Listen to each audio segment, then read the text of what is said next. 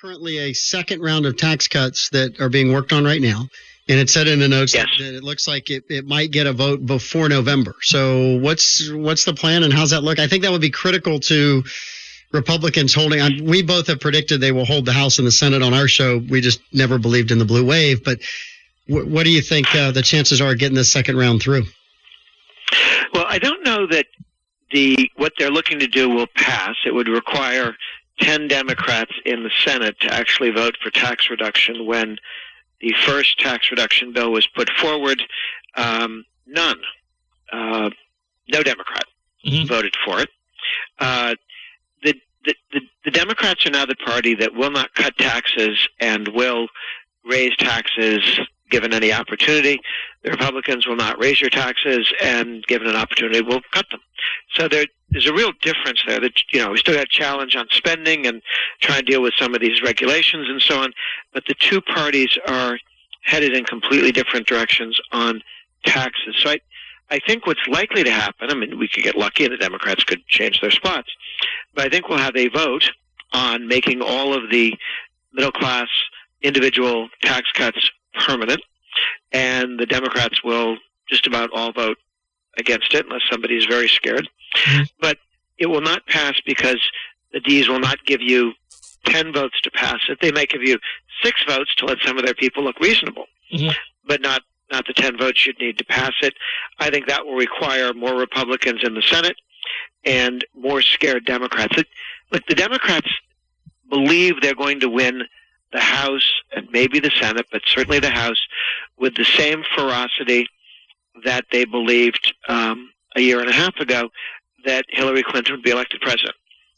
Yeah, and it's tough to get them to see it differently. And I got to wonder, we talk about in our show, we're a very small town. Both Troy and I are small town business owners. I have been, I'm a third generation owner of a construction company here besides doing the radio show. And I called Trump as a winner in August of 15. I said, it's over. It's done. Everybody else can go home. Took Troy a little while. I was every other Republican except for him. I'm not going to lie. I was the last guy standing. But I agree. I think this is you take the summer of 16, look at the events in the summer of 18. It's eerie how it's all playing out the same way. And Democrats have no idea what's coming at them in November. The Republican base is as motivated as ever been to continue to vote Republicans into office. Well, of course, the Democrats just threw a brick through a plate glass window at the Republican Party headquarters in Nebraska and sprayed something about not liking border security. The Democrats the establishment press, the Democrats, I repeat myself, don't see how this plays in the United States of America. Their friends think it's cute or funny or something because they don't live in Nebraska and they didn't get hit by broken glass. But they went back into their cocoon. They were shook up for a while, but mostly they just were in complete denial as to how and why they could have lost, which is why the Russians did it. Well, they had to have somebody to blame. They had to have somebody to blame. And Grover, one of the things I keep saying is, I think because it affects everyone every day, the gas prices and where the gas prices are going to be is going to have more effect on what's happening with the election, because people vote on what's happening to them that day. If they got money in their pocket, they're going to stay status quo. Does that play out in any way in your scenario, or what do you think about that? Well, we've had significantly stronger growth in the last year than during the Obama years. We went from 2% average to 3% last year. This quarter, the last 3 months, looks to be about 4%. So we're going to go into the election with an economy growing twice as fast as when Obama had it. And of course, Obama's growth was collapsing as we went into the November of 16. So it wasn't like it was a flat line 2, now up to 3, and then up to 4. It was collapsing down. And we turned it around actually on the day of that the president got elected, and the stock market swung about 800 points. It went way down, then it went way up. when people realized he was going to win. So the lower business taxes are bringing in investment in the United States. $300 billion with a B, $300 billion came into the United States in the first quarter of this year. American earnings that were stuck overseas because previous presidents and Congresses couldn't reform tax system.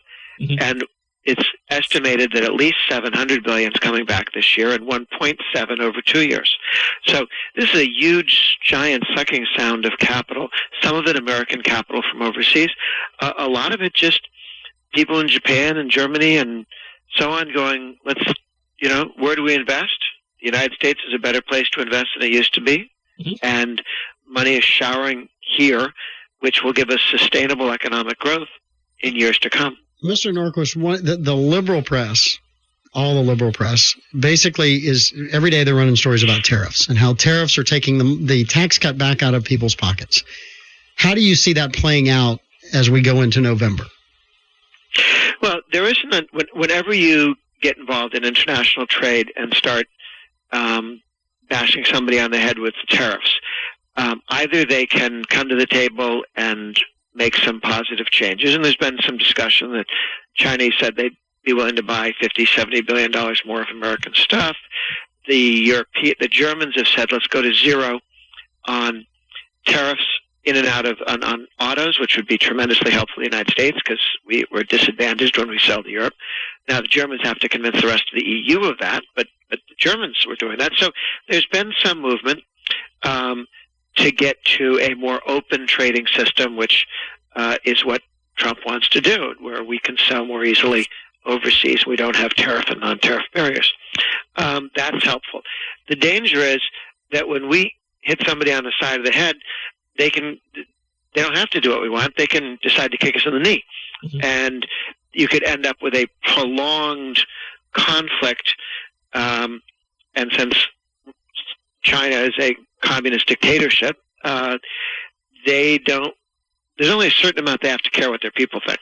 Mm-hmm. So they could have a very depressed section of the country because of the trade war, and they just suck it up, as North Korea's done for years on sanctions, and Iran. It does, it's not pleasant, but if you're the dictator, it doesn't mean you go out of power.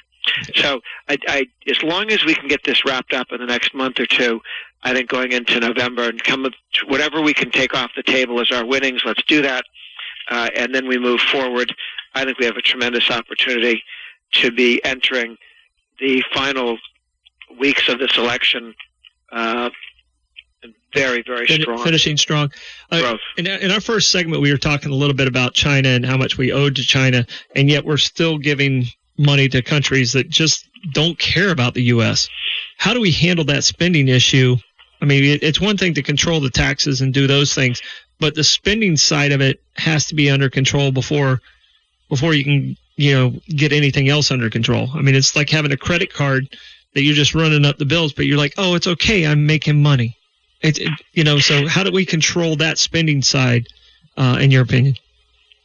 Well, ultimately, you have to deal with entitlements. The president and the Republicans in Congress wanted to do for TANF, welfare, and Medicaid and Obamacare what Bill Clinton did for welfare, which was to block grant it to the states. Well, the Republicans in the House and Senate did it, but Clinton signed it, and block grant it to the states and allow states to come up with different ways to reduce the number of people on welfare.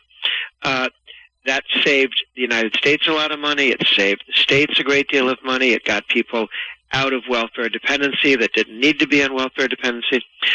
We need to do that with the rest of all the other welfare programs.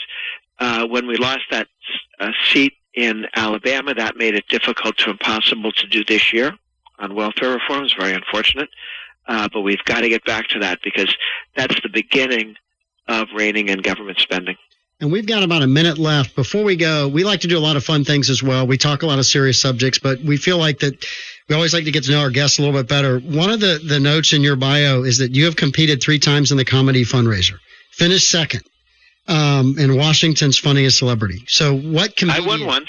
You did win. You did win. Yeah. It just said play second. You're going to have to go tell them to update the. Maybe an old Wikipedia or something. Yeah. They won't give you credit for anything, will they? Yeah. Because they were going to get on to me because I was going to pick on you a little bit about Sesame Street and doing near and far, and I said he'll completely get it, and they said no, you have to stay serious on the tax stuff. So they called me out on it. So who was your favorite comedian? Stephen Wright. Oh, it's amazing. He's a great kid. And ironically, Mike and I have known each other for 30 years. We were at a Stephen Wright concert when we were in college, and we hadn't met each other at the exact same one. And that's probably the only time we knew we were in the same place together at laughing. Yeah. So, because Mike doesn't really have a sense of humor. No, I don't.